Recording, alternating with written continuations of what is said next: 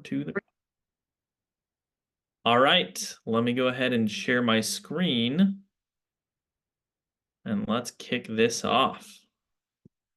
Hang on, I've got to move some screens around here. All right. Okay, welcome everybody to another special needs planning workshop.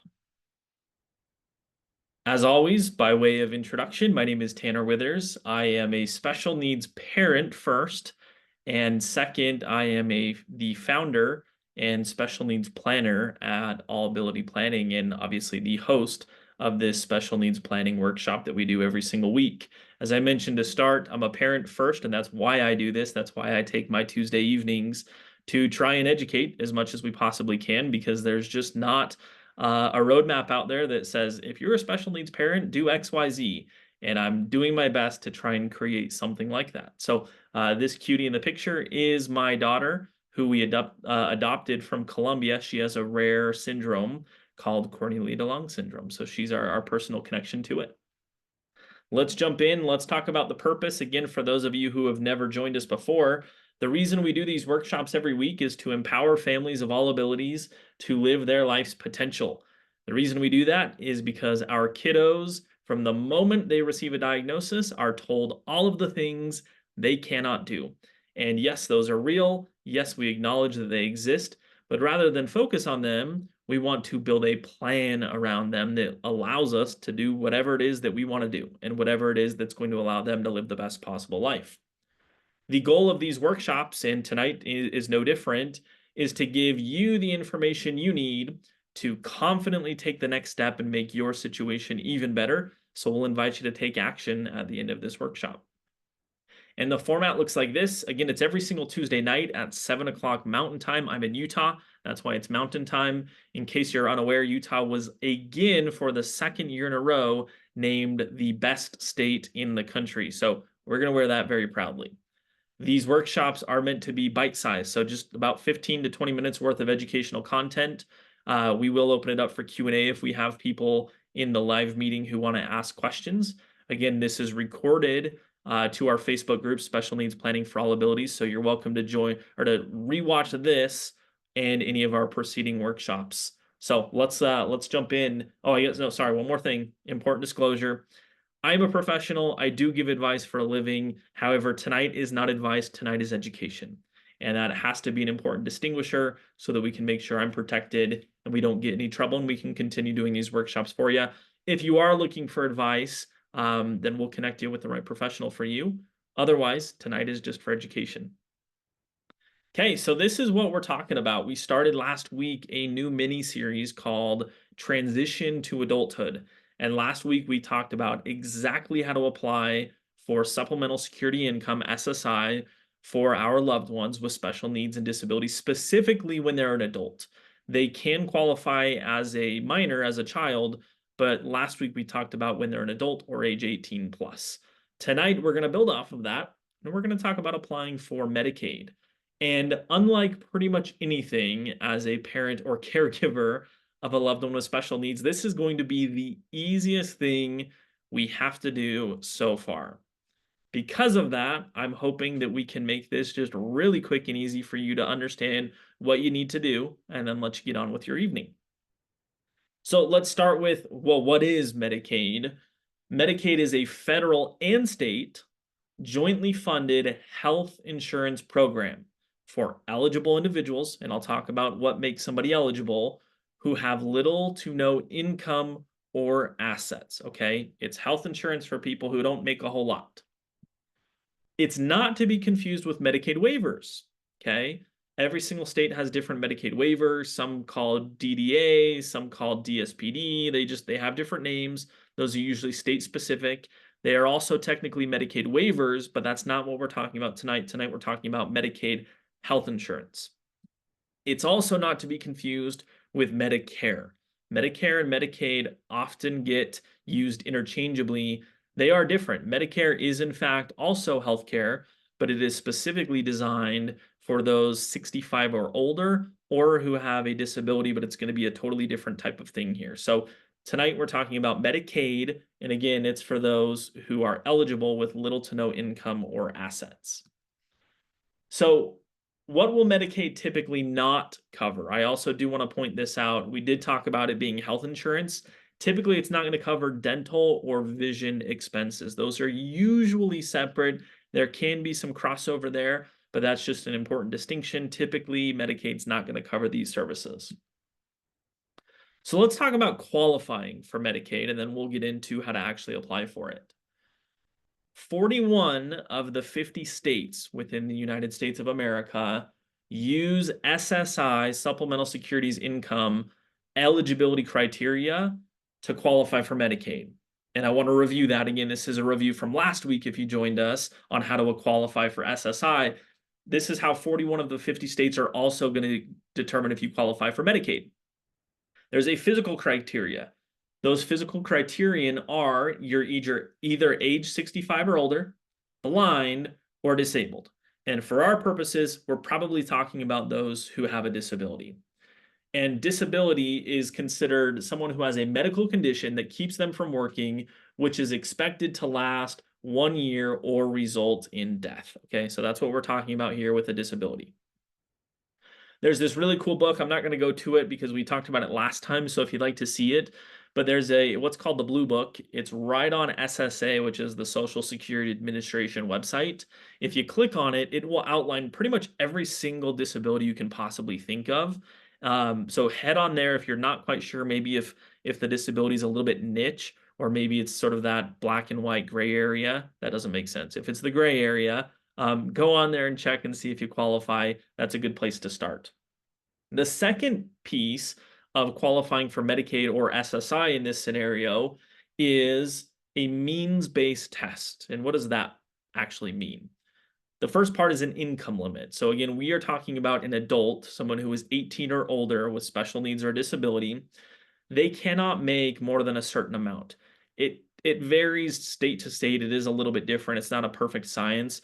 For our purposes, we're going to say if you make $1,971 or more in earned income, so something from a job or a wage, you will not qualify for SSI. Okay. Now, I do want to point out as well, you can still qualify for Medicaid if you make more than that amount. But for SSI, you may still qualify. They're just not going to pay you anything because you make more than you need. Technically still qualify, but hopefully that makes sense. The second part of this, and this does apply for Medicaid and SSI together, is you cannot have more than $2,000 of assets in your name if you are an individual. Examples of assets would be real estate beyond a primary home. Primary home typically is not going to count. Bank accounts, cash, stocks, bonds, all of those other types of things above 2,000 are going to count as an asset and therefore disqualify you. Non-counted assets, as I already said, would be a primary home or a primary vehicle. Unless it's a crazy cool car, then maybe Medicaid is going to look at that and say, I don't think you actually need this because that car is worth a lot of money. Again, secondary vehicles and beyond are typically going to count as assets. So if you meet the physical criteria, we're just going to say disabled, and this means-based test, you don't make more than a certain amount and you have less than $2,000, you qualify for SSI's eligibility, which in 41 of the 50 states means you also automatically qualify for Medicaid. Let's keep going here because there's 9 other states, and I'm sure you're wondering, well, what about those? The following states use their own eligibility criteria for Medicaid, meaning those criterion that we just went through for Social Security or Supplemental Security Income SSI, they are not used in these states. Connecticut, Hawaii, Illinois, Minnesota, Missouri, New Hampshire, North Dakota, Oklahoma, and Virginia. Don't ask me why, I don't know, but they don't qualify, okay? Or I should say that it's not that they don't qualify, they just don't use SSI's eligibility criteria. However, if you qualify for SSI in these states, you're pretty much going to qualify for Medicaid. They just technically use different terms to determine if you are going to qualify. And we're going to come back to these states here in just a minute, okay? Now let's talk about applying for Medicaid in 35 of the 50 states within the US, plus the District of Columbia. So What do I mean by this? This means that the Medicaid application is also the SSI application, meaning you do not need to send in a separate application or another application. And again, I'm going to talk about the 15 states where this doesn't apply, but for all other states, if you don't see your state listed on the next slide, you do not need to file an additional application on top of your SSI to qualify for Medicaid. Hallelujah. Thank you so much. Finally, again, something is easy for the majority of the states here in the US. And again, for those 35 states, that means that the second you get SSI, the second they qualify you, you're on Medicaid as well. Super awesome, super easy. So the following states within the US require that you file a separate Medicaid application. These states you automatically qualify with SSI, but you still have to file a separate application. Alaska, Idaho, Kansas, Nebraska, Nevada, Oregon, and my home state of Utah. If you qualify for SSI, you automatically qualify for Medicaid, but you still have to send in a separate application in these states. And I'm going to show you how to do that. If you're applying for Medicaid in any of the states that I've listed, I'll say them one more time: Alaska, Idaho, Kansas, Nebraska, Nevada, Oregon, or Utah, and Connecticut, Hawaii, Illinois, Minnesota, Missouri, New Hampshire, North Dakota, Oklahoma, or Virginia, you are going to have to do something different than simply applying for SSI and automatically getting Medicaid. I'm going to show you exactly how to do that right now. The first thing you're going to do is go to Medicaid.gov, and I am going to do all of this with you so you can get a visual representation of what this looks like. So you are going to go to Medicaid.gov. You're going to click on this little circle here that says Learn how to apply for coverage. You will then scroll down and you will see a map of the United States. Simply select the state for which the person with a disability or special needs is a resident of and therefore will be applying for Medicaid in. For my purposes, again, as a Utahn and as someone who would have to file a separate Medicaid application, I'm going to click on Utah. And all of these are a little bit different. So if I click on Utah, it's going to take me down to a bunch of information. We have the contacts, we have the criteria to make someone eligible, enrollment and renewals, phone number, etc. I always recommend just click on the main link, the Utah Department of Health Medicaid in this scenario. Click on that. It's going to take us to the official Utah Medicaid website. Again, your state's is going to look a little bit different. But for Utah, it would be as simple as scrolling down and clicking the button, Apply for Medicaid today. Click on the application, and it's going to take me right to the page on where I need to apply for Medicaid. Another example that I'll do, just to sort of, again, try and make this a little bit, make as much sense as we possibly can here. I am going to throw on, let's do another state. Let's do Hawaii, because who doesn't want to be in Hawaii? So if you click on Hawaii, same thing. It's going to take you to Hawaii's main website. We'll click that link. I've never done this, so if I really mess this up live, that's going to be a problem. Look at that. I como va, I como mai. I don't speak Hawaiian, but that's got to mean something cool. Probably means welcome. Take us directly to their page, and there's got to be a button here. There we go. I need to apply. We'll click on that button. It'll take us directly, hopefully, to the application page, but hopefully you get the gist on this. Yep, great. Fast start, apply now. This is the process for applying for Medicaid, and it is as simple as simply going to Medicaid.gov and following all of those steps if you fall into one of these states. I'll say it one more time. If your state's not on here, you're going to qualify for Medicaid automatically when you're approved for SSI. Couple notes that I want to mention as we wrap up here. An individual with special needs or a disability can be duly covered with Medicaid and group coverage. So I'll give you an example. Your child turns 18. You now apply for SSI. They get approved with SSI and subsequently Medicaid, but they're also covered through your employer. They are listed as a dependent all the way up until age 26. Side note, most companies will allow you, if you have a disabled adult child, to remain on past 26. So definitely make sure you ask your HR about that. But They can receive both Medicaid and group coverage. What's nice is group coverage is typically going to pay first, and then anything they don't pick up, Medicaid will pick up. You can also be dually covered with Medicaid and Medicare.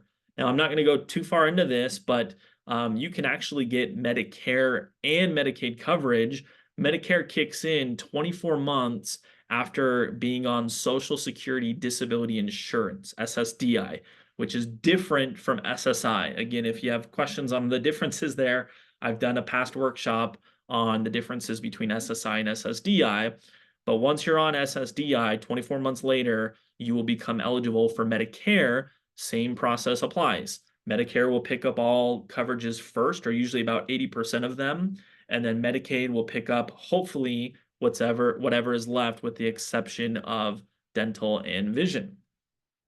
Another note, if any money is left in Enable, or excuse me, we'll get there. If any money is in Enable account above $100,000, SSI is going to stop payment, but Medicaid will continue. Okay, this is a little bit of a tangent. Again, we've done a workshop on Able accounts. You're welcome to go back and look at it. But if you get above 100,000 in Enable, Medicaid continues, SSI stops. This is what I was saying earlier. If you pass away, if the person with a disability or special needs passes away, and there's any money left in an Able account or a first party special needs trust, and that's very important. There's different kinds of special needs trusts. Also, we've done a workshop on that. A first party special needs trust, anything left in these vehicles will be subject to Medicaid clawback. So all of these services that Medicaid's going to pay for, they're keeping track of it. And if we leave any money in these vehicles when we pass away, they will claw that back to reimburse those costs for services rendered. Okay, I want to end on this. If I had to sum up what special needs planning is, it would be this. Special needs planning is qualifying for and taking advantage of all publicly available benefits while never being 100% reliant on them. In other words, we want to take advantage and become eligible for SSI and Medicaid if we can, on top of all of the other benefits available to us. However, we never want to create a plan that only works if we get these benefits. A perfect example, yesterday, I think it was yesterday, maybe it was 2 days ago. No, it would have been yesterday because today's Tuesday. Yesterday, the people, I don't know who the people are, the government just came out and confirmed what we've been told for the last few years, which is Social Security is going to, quote unquote, run out by 2024. Now, that doesn't mean it's going away. What it means is that our benefits are going to be reduced. Will that affect disability benefits? Yeah, more than likely it will. That's a perfect example of all of this that we've been talking about may be substantially different in the future. And if we're planning for our loved ones whose future is hopefully many, many, many decades away, we have no clue what these benefits could look like, whether it's Medicaid, SSI, SSDI, we just don't know. So while they're available, let's take advantage of them, but it's not enough. We have to do more in order to make sure that we're never 100% reliant on them. That's my soapbox. I'll get off it. Here's the take action piece. Watch last week's, if you haven't, workshop on transition to adulthood applying for SSI. Because, as you've gathered, if we qualify for SSI, we're probably going to qualify for Medicaid as well, whether automatically or through a couple extra steps. And so applying for SSI and preparing for SSI is going to be really helpful information, all of which we covered last week. Okay, next up, we are going to talk about applying for state Medicaid waivers. And this is going to be tricky. I don't know entirely how I'm going to do it yet because every single state's waiver programs are entirely different, but there's generally some commonalities. And so next week, we're going to talk about how to apply, when to apply, things that we need to keep in mind as far as taking advantage of those Medicaid waiver programs, because they're extremely helpful, so much so that people actually will tend to move from their home state to another state that is more, quote unquote, benefit friendly. So hang with us next week as we talk about that. I'll leave my contact information up here. If any of you have any questions about your specific situation, please feel free to reach out to me. If you're not on your phone, you can scan the QR code and it'll schedule some time on my calendar. Obviously, you've got my email, phone number, website, all of that here as well. You're welcome to reach out to me at any time, and I really appreciate you asking any questions. So we only within the Zoom, we've got Robert and we've got my wife. My wife certainly doesn't have any questions. She just wants to know when I'm going to be home so I can take on dad duty. So we probably don't have a lot of questions coming through, although Robert has a couple questions or a couple chats. Something good to mention is that qualifying for Medicaid and or SSI is not a bad thing. Yeah, thank you, Robert. I really appreciate you pointing that out. I think sometimes I get caught up in this world of assuming that we all know that SSI and Medicaid are good for our families. But I think we're also there's this underlying idea before we have kids with special needs or disabilities that Medicaid and SSI is something shameful because it's only for people who have no money. And that's just not true. Yes, that's certainly what the program is for, but we are utilizing it in such a way that's going to benefit our families. It's a very positive thing. We definitely want to qualify and take advantage of it to the extent that we can. So glad you pointed that out. Thank you, Robert. Okay. All right. Well, I think we're going to end here then. Again, this will be recorded in our Facebook group, so you can go back and watch it there. If you have any questions, please reach out. Otherwise, we'll see you next week. Have a good night. Thanks, everyone.